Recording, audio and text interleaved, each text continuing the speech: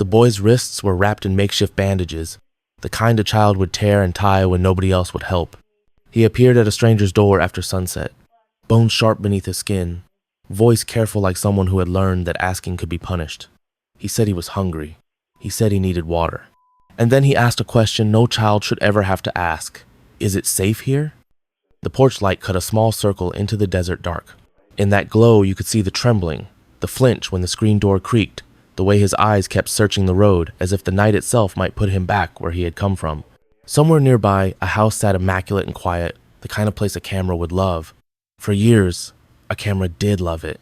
Millions had watched its breakfasts, its chore charts, its soft, sunlit lessons about how to raise children well. They had called it wholesome, they had called it inspiring, they had called it a family. Inside patrol cars, radios crackled. Paramedics knelt and measured what could be measured: pulse, weight, the length of a healing scar, and noted the things that could not be put on a chart. The way a child pauses before answering, the reflex to apologize for existing. A second child, they were told, might still be inside. On another street, blue and red lights began to paint those careful, curated walls. A neighborhood that had been background scenery for the internet's favorite home videos suddenly felt like a stage after the curtains have dropped, when the music stops and the props look wrong. It is easy, in the comfort of a screen, to believe what you are shown. It is easy to mistake repetition for truth, lighting for warmth, a lesson for love. It is easy to clap for a mother who promises order in a world that feels too loud, but the heart does not keep score the way a channel does. A heart knows the difference between discipline and harm, between correction and control, between the rules that keep a child safe and the rules that break them. For years, the story seemed perfect. On that night, perfection knocked on a stranger's door and asked for a glass of water.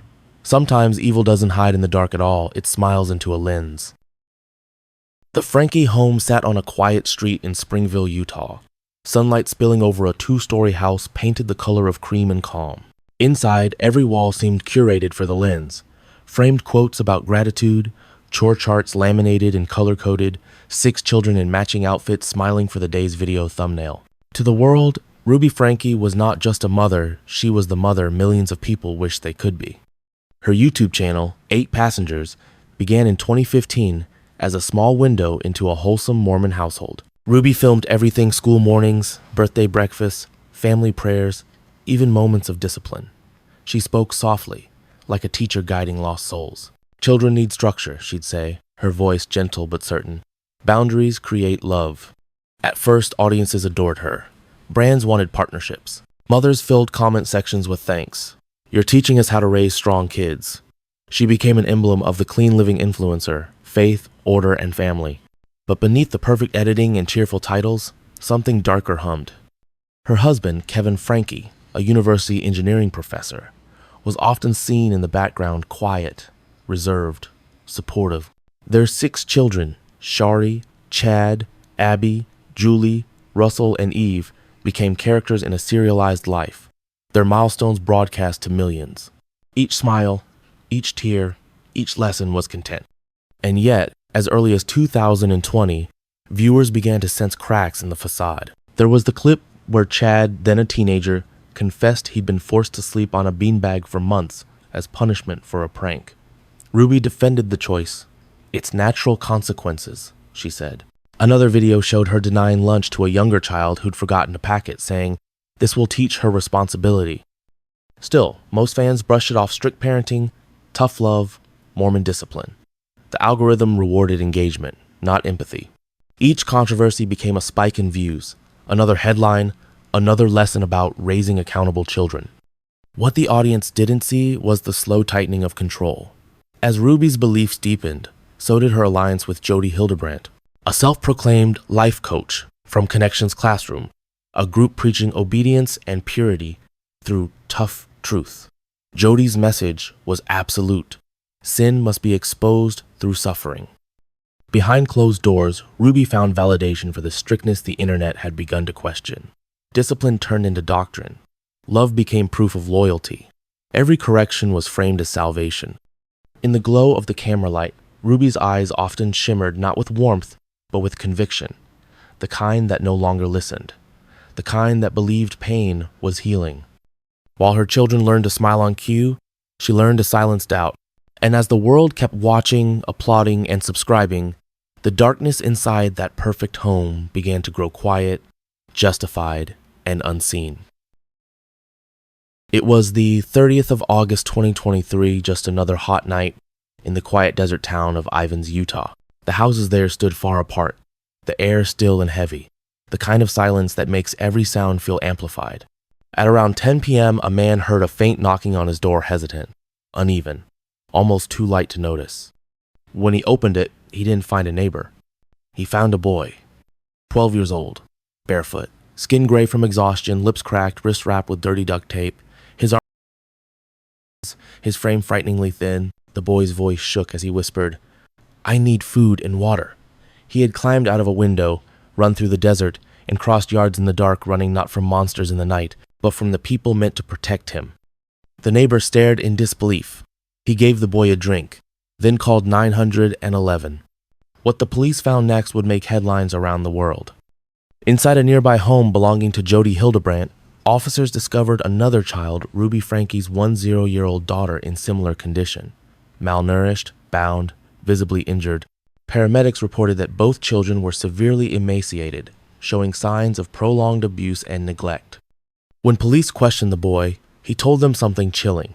His mother and her friend had tied him up, refused to feed him for days, and rubbed cayenne pepper and honey into open wounds as punishment. By dawn, both Ruby Franke and Jody Hildebrandt were in custody. The influencer mom, whose family had once embodied perfect parenting, now sat in handcuffs, her hair tangled, her face blank. As word spread, disbelief turned to outrage.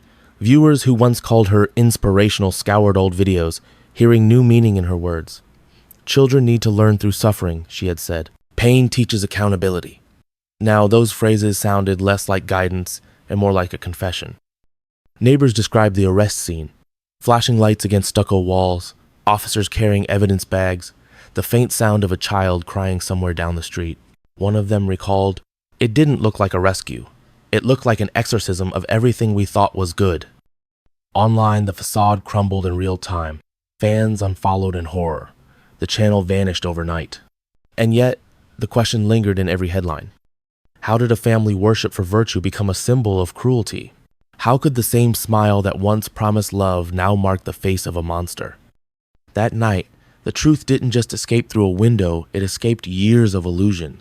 The 8 passengers were never riding toward paradise. They were trying to survive the perfect cage Ruby Franke had built for the world to adore.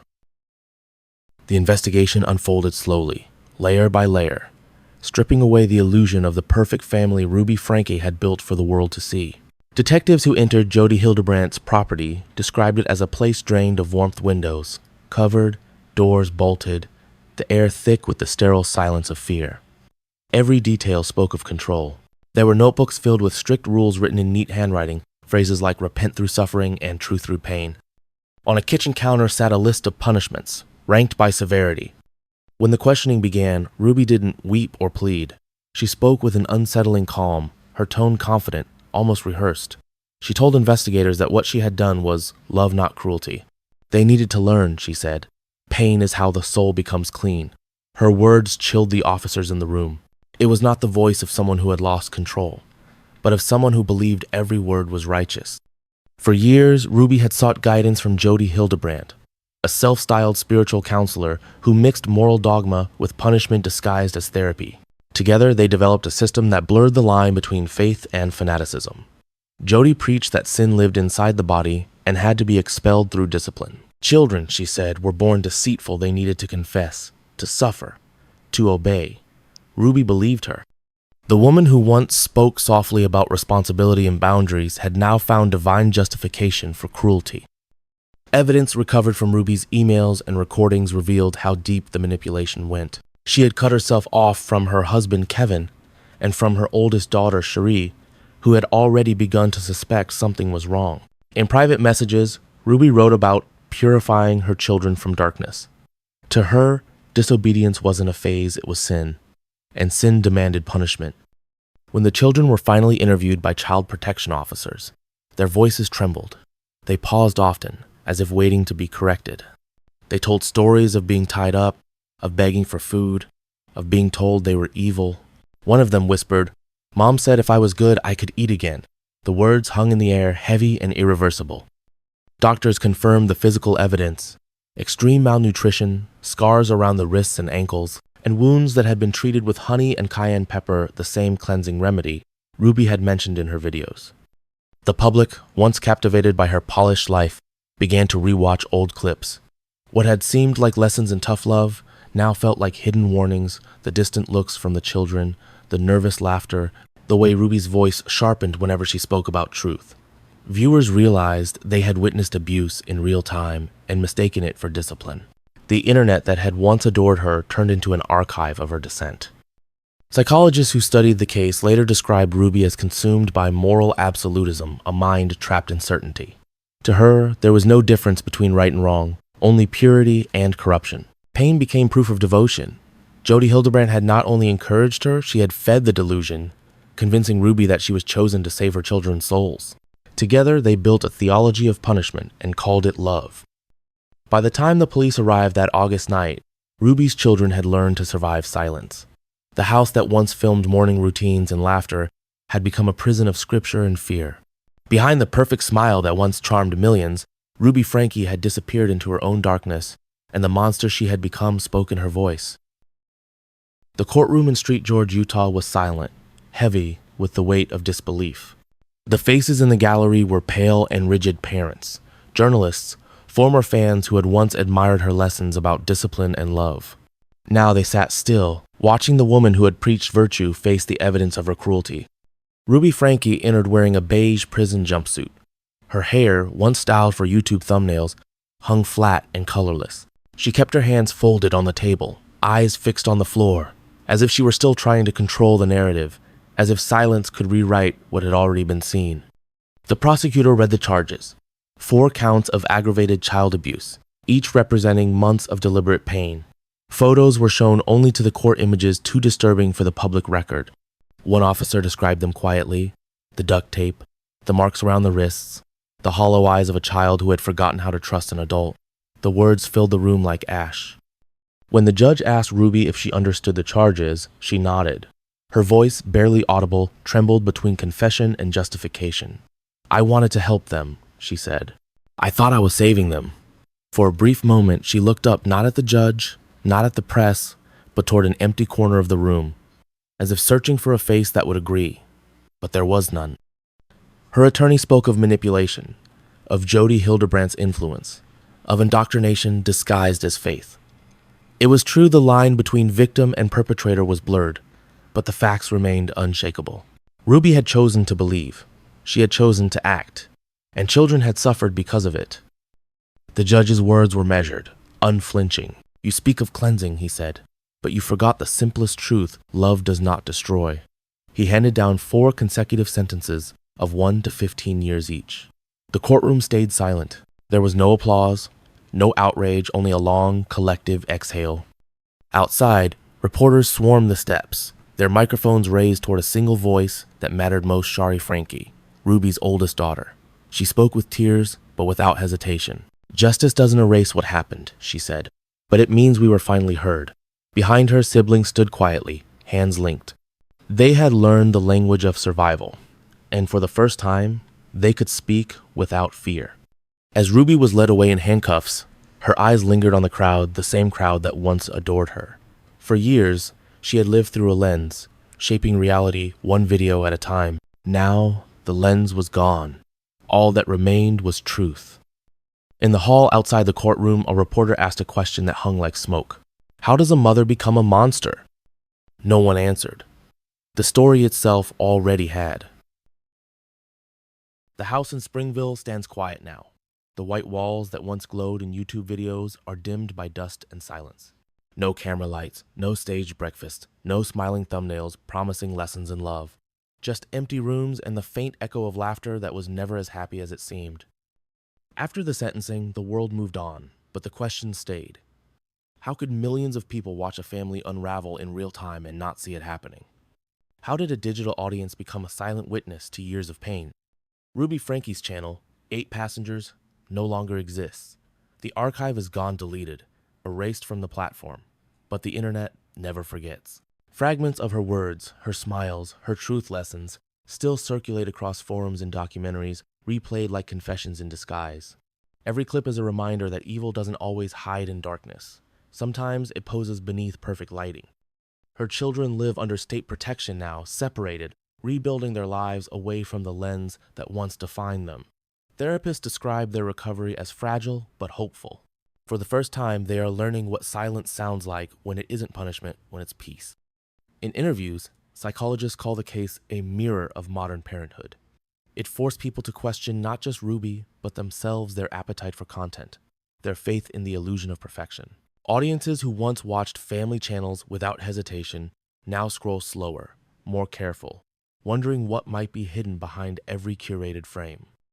The story of Ruby Franke is not only about one woman's descent into fanaticism, it's about the system that rewarded it, the algorithm that turned private lives into performance, the audience that confused authority with love, the culture that mistook suffering for strength. In the end, Ruby's own words come back like a ghost. Children need to feel pain to learn. She was right about one thing pain does teach, but the lesson was never hers to give. It belongs now to the millions who watched, horrified, as the illusion shattered. The lights are off. The cameras are gone. The family that once sold perfection has become a warning carved into the memory of the internet. Evil doesn't need shadows. Sometimes it smiles on camera.